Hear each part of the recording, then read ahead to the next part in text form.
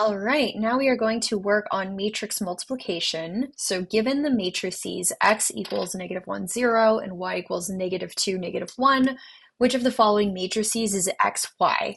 Just really quick thing to note, this means matrix multiplication, so just something to kind of remember as you're going through the exam.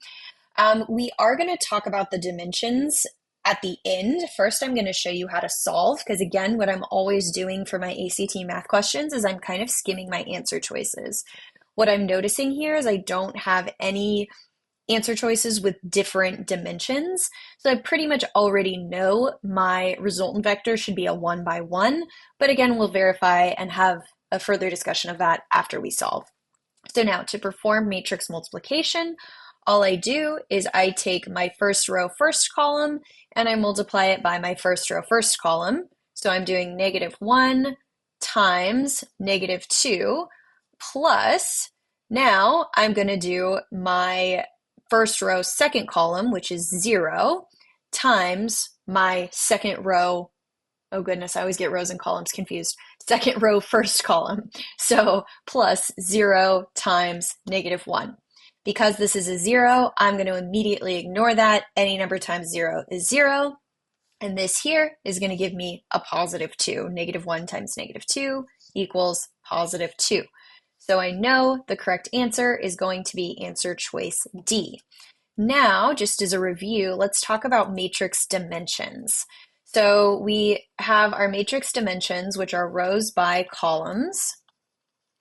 So this matrix here, X, is a 1 by 2 matrix.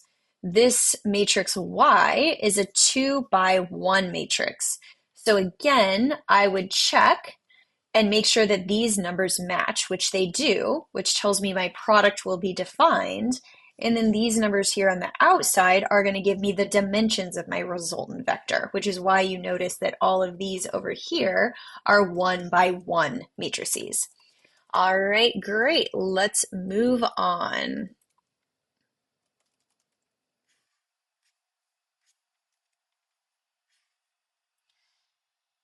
Okay, what is the matrix product of, I'm just going to say A times B.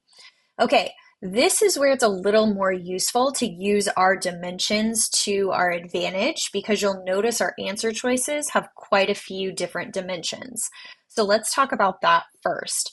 First thing, again, it's rows by columns. This matrix here has 3 rows and 1 column.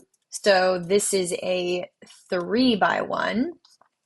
This matrix here has 1 row and 3 columns. Again, we check our inner dimensions. That works out. Our product is defined. Then we go here, and this is going to give us the dimensions of our resultant vector. So immediately, and don't worry, you'll get faster, when you don't have to write all of that out. Immediately, I'm going to eliminate all of these answer choices. So I know I'm only looking at F and G. Next thing I'm doing, again, just to be faster, is I'm noting normally I tend to start to find this, but in my answer choices, since that matches, I'm going to actually skip that and I'm going to go to this one. So just as like a quick refresher, let's talk about how to get A. Basically, to get A, you would be doing that times that. So then moving over, if I wanted to get this position, I would be doing this times this. Again, anything times 0 is 0, so I know the correct answer is F. Just so you can get a little more practice on that, we can talk about how we would get this position, which is doing that times that. And then if we wanted to get this position, we would do that times that. So you can see this is all working out, and the answer choice is in fact F. All right, moving on. Okay, great. So now we are talking a little more about matrix dimensions and why this is important. So this says 4 matrices are given below. We have W, X, Y, and Z. Which of the following matrix products is undefined? So this is where we're looking at when we multiply the first matrix times the second matrix, the columns of the first has to match the rows of the second. So I'm just going to write all of the dimensions here. This is 2 by 2, if my pen will work with me. 2 by 2. This one is also 2 by 2. This one is 2 by 3. And this is 3 by 2. Obviously, the 2 by 2s are going to work out, so I'm going to immediately eliminate that and this, right? Because those are both 2 by 2s, so our inner terms are going to match. Now, what I'm looking for is how I could have the situation where my basically rows of one doesn't match the columns of another. Let's just go through the answer choices. W, Y, these match. So it's, oops, that was a little too far. Oops. Okay, here we go. Those match. So it's not going to be WY. That would be defined. YZ, those match. So that would be defined.